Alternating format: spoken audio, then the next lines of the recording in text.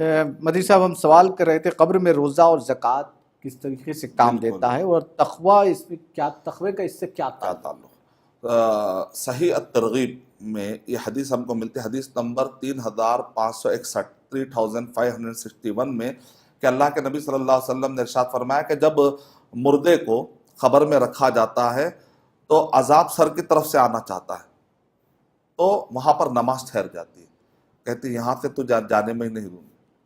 پھر اس کے بعد وہ عذاب رائٹ ہینڈ سے آنا چاہتا ہے، روزہ ٹھہر جائے گا، روزہ کہے گا میں تجھے یہاں سے جانے نہیں دوں گا، اس آدمی کو عذاب تک جائے ایسا نہیں ہو سکتا۔ لیفٹ سائڈ سے آنا چاہے گا، زکوٰۃ ٹھہر جائے گی۔ آخری میں پیروں کی طرف سے آنا چاہے گا، جتنے نیکیاں ہیں پورے ٹھہر جائیں گے ادھر۔ تو مطلب یہ ہے کہ اللہ تعالیٰ نے قرآن مجید میں ارشاد فرمایا یا ایھا الذین آمنوا کتب علیکم الصیام کما کتب علی الذین من قبلکم لعلکم تتقون، یعنی تاکہ تم بچ سکو۔ کس سے بچ سکو؟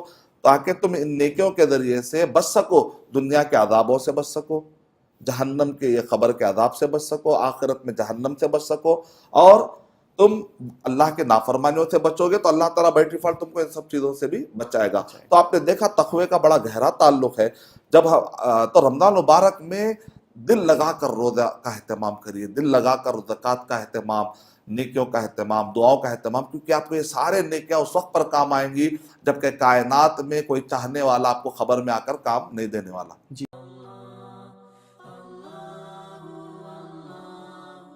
For authentic Islamic information, please log on to www.askislampedia.com.